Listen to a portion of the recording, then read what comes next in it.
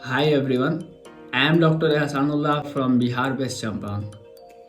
आज के इस टॉपिक में इस वीडियो में हम स्पेशली बात करने वाले हैं प्रेगनेंसी के दौरान एनीमिया। एनीमिया का मतलब होता है शरीर में खून की कमी।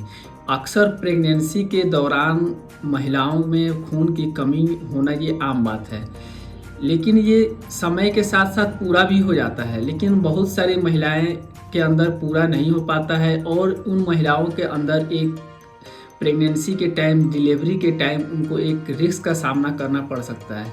तो इस वीडियो में हम बात करने वाले हैं एनीमिया क्यों होता है, उसके कॉज क्या होते हैं, उसके सिम्टम्स क्या होते हैं। अगर किसी महिला में एनीमिया हो गया तो उसके अंदर क्या रिस्क फैक्टर आ सकते हैं, फीमेल के अंदर क्या रिस्क फैक्टर आएगा और उसके फीटस के अंदर क्या रिस्क फैक्टर आएगा, हम इसका प्रिवेंशन कैसे कर सकते हैं और इसका ट्रीटमेंट के लिए हमें क्या करना चाहिए।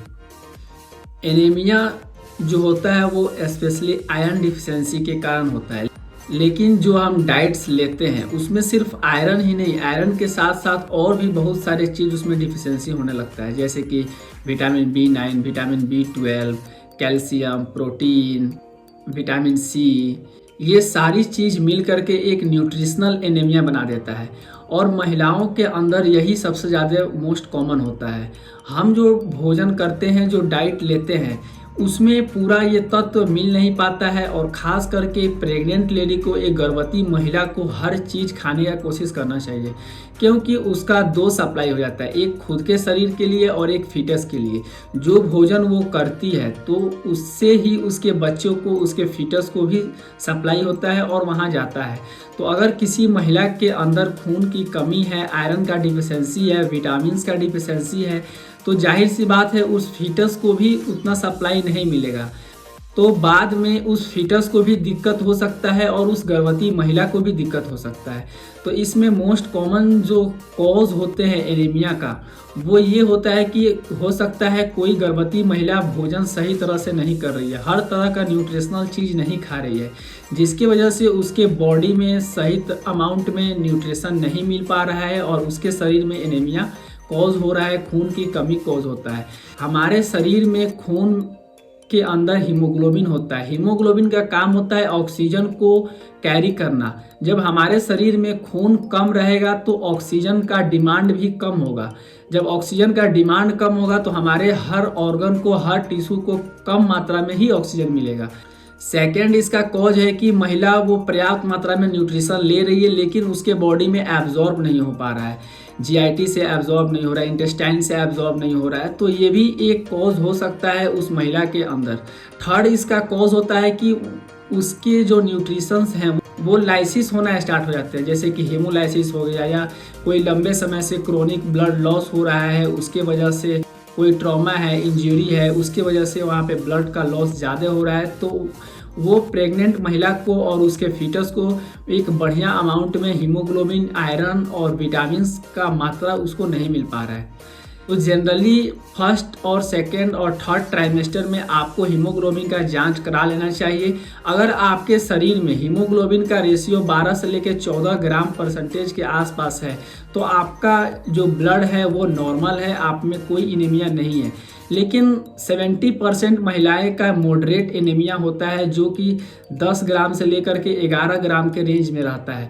ये जनरली हम अपने डाइट से भी इसे पूरा कर सकते हैं, लेकिन कुछ महिलाएं ऐसी भी होती हैं जिनका हीमोग्लोबिन बहुत ही डाउन होता है। अगर किसी महिला में 7 ग्राम से 10 ग्राम के आसपास हीमोग्लोबिन है तो उसके अंदर मॉडरेट एनीमिया है।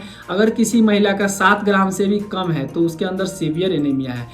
लेकिन कई बार क्या होता है कि जब डिलीवरी होता है और अचानक उसका थर्ड ट्राइमेस्टर या एट द अबाउट डिलीवरी के टाइम उसका ब्लड चेक किया जाता है, हीमोग्लोबिन देखा जाता है, तो बहुत सारी महिलाएं ऐसी भी होती हैं जिनके अंदर हीमोग्लोबिन 4 ग्राम से भी कम होता है और उनका जो शरीर होता है वो पूरा येलोविश पेल कलर का हो जाता है। ऐसा लगता है कि पहले हल्का सांवले टाइप की थी और वो हल्का एक बैग गोरा हो गई, निखार आ गया।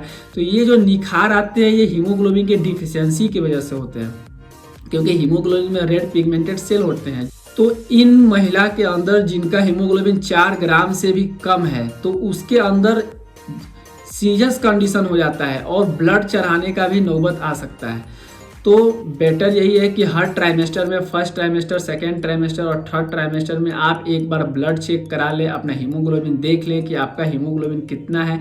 इससे आप पता चल जाएगा कि आपके अंदर एनीमिया कॉज हो रहा है या नहीं। नेक्स्ट है कि सिम्टम्स क्या आते हैं। तो इन महिलाओं को चक्कर आना स्टार्ट हो जाएगा, कमजोरी रहेगा, उनको सांस लेने में दिक्कत हो सकता है, ब्रेन को सही अमाउंट में ऑक्सीजन और ब्लड नहीं मिलेगा तो उनको शॉक हो सकती है, हार्ट उनका इरेगुलर काम करेगा, चेस्ट में पेन हो सकता है। ये सिम्टम्स कहीं ना कहीं एक प्रेगनेंसी की तरह मिलता जुलता ही होता है। तो इसीलिए बेटर है कि हर ट्राइमेस्टर में आप ब्लड टेस्ट कराएं और वहाँ से आप पता कर भी सकते हैं। नेक्स्ट इसमें है कि रिस्क फैक्टर क्या होता है। अगर किसी गर्भवती महिला का अंदर एनीमिया है तो उसके अंदर क्या चेंजेस आ सकते हैं और उसके फीटस के अंदर क्या चेंजेस आ सकते हैं, क्योंकि ये जानना बहुत ज़रूरी है। तो जो सबसे पहला फीटस के अंदर चेंजेस आ सकता है वो हो सकता है प्री टर्म लेबर, मतलब समय से पहले ही लेबर आना स्टार्ट हो जाएगा। एक तो बॉडी में ब्लड का कमी है और बच्चे के अंदर भी ब्लड कम जा रहा है, तो उसके वजह से मदर का जो प्रेगनेंसी है वो समय से पहले ही आना स्टार्ट हो जाता है। और जो बेबी का जो बर्थ होता है वो लो बर्थ वेट होता है, यानी कि जो नॉर्मल बर्थ उसका 2.5 kg से 3.5 kg होना चाहिए, उससे कम वेट का बच्चा पैदा हो सकता है। सेकेंड है IUGR बेबी भी पैदा हो सकता है, यानी कि बेबी का जो डेवलपमेंट हो रहा था उसके अंदर बहुत ही सारी कमियां आना स्टार्ट हो जाती है। थर्ड है कि अगर कोई महिला के अंदर बहुत ही सीवियर तरह से एनीमिया है, ब्लड का कमी है, तो जब वो डिलीवरी करती है तो उसके अंदर जो हेमरेज होते हैं, जो ब्लड लॉस होता है, एक तो उसके शरीर में ऑलरेडी ब्लड कमी है और उसके वजह से बहुत ही ज़्यादा खून की कमी हो जाती है। तो उस केस में एक इमरजेंसी सिचुएशन आ जाता है, उस वक्त आपको ब्लड चढ़ाने का भी ज़रूरत पड़ सकता है। बहुत सारी अगर ब्लड नहीं मिला तो बहुत सारी महिलाएं डेथ भी कर जाती है। नेक्स्ट इसमें रिस्क फैक्टर हो सकता है कि एनीमिया की वजह से बच्चे के अंदर भी खून की कमी हो जाए, जो बेबी का डेवलपमेंट होगा वो बहुत ही डिले हो जाएगा, क्योंकि जो न्यूट्रिशंस, विटामिन्स, आयरन, प्रोटीन्स जो चाहिए बेबी को नॉर्मल ग्रोथ के लिए वो उसको मिल नहीं रहा है। तो उसकी वजह से बेबी का जो ग्रोथ है वो रुक जाता है, बहुत ही डिले तरह से होता है। इसके बाद इसमें जो रिस्क फैक्टर आता है कि न्यूरल ट्यूब डिफेक्ट बेबी को देखने को मिल सकता है, क्योंकि विटामिन्स की कमी की वजह से बेबी के अंदर जो फर्स्ट ट्राइमेस्टर में ऑर्गन का जो डेवलपमेंट हो रहा था वो सही तरह से डेवलपमेंट नहीं होता है, फ्यूज नहीं हो पाता है, तो बेबी के अंदर ब्रेन में या स्पाइनल कॉर्ड्स में न्यूरल ट्यूब डिफेक्ट देखने को मिल सकता है, जो कि ये एक सीवियर कंडीशन हो जाता है बच्चे के अंदर। अब बात यह है कि हम इस एनीमिया को ठीक कैसे करें, हमें क्या करना चाहिए या क्या खाना चाहिए।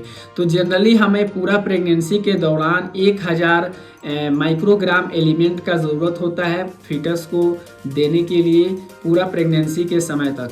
तो 1000 जो हम एलिमेंट यूज करते हैं वो 100 mg पर डे के हिसाब से देते हैं, लेकिन ये जो 100 mg पर डे के हिसाब से देते हैं ये पूरा का पूरा फीमेल के बॉडी में एब्जॉर्ब नहीं होता है, सिर्फ 4 to 5 microgram he per day के हिसाब से बॉडी में एब्जॉर्ब होता है। 100 mg आयरन का हम कैप्सूल्स देते हैं फीमेल औरत को, और उसके साथ साथ फोलिक एसिड भी देते हैं, जो कि 0.4 से 0.5 mg पर डे के हिसाब से दिया जाता है हर प्रेग्नेंट महिला को। हमारे पास ये ओरल के फॉर्म में भी है, जो कैप्सूल्स आते हैं, सिरप के फॉर्म में भी है, या IV के फॉर्म में भी है, जो इंजेक्टेबल आते हैं। अगर किसी महिला का थर्ड ट्राइमेस्टर में एनीमिया बहुत ही ज़्यादा सीवियर है तो उस केस में हम ब्लड का ट्रांसफ्यूजन भी करने का कोशिश करते हैं, क्योंकि ब्लड देने से जल्दी ही उसके शरीर में पूर्ति होगी। इसके साथ साथ आप प्रिवेंशन के लिए या अपने डाइट से भी इसे मेंटेन कर सकते हैं, जो कि ग्रीन लीफी वेजिटेबल्स, इसमें बहुत ही हाई मात्रा में आयरन्स और विटामिन्स पाए जाते हैं। उसके साथ साथ आप मीट ले सकते हैं, एग ले सकते हैं, नट्स ले सकते हैं, सीड्स ले सकते हैं, टोमेटोस यूज़ कर सकते हैं, जूस पी सकते हैं फ्रूट्स का।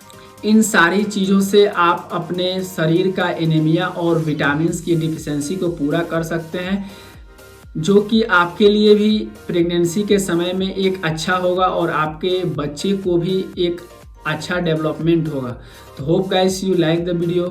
अगर आपको वीडियो पसंद आया हो तो प्लीज़ चैनल को सब्सक्राइब जरूर कीजिएगा, वीडियो को अपने दोस्तों और रिलेटिव्स में शेयर ज़रूर कीजिएगा, उन महिलाओं को भी शेयर कीजिएगा जो इस वीडियो के लिए ज़्यादा ज़रूरत है। अगर आपको हेल्थ से किसी तरह का समस्या हो तो आप हमारे इंस्टाग्राम और फेसबुक पेज पर मैसेज कर सकते हैं, लिंक आपको डिस्क्रिप्शन में मिल जाएगा। फिर मिलते हैं नेक्स्ट वीडियो में।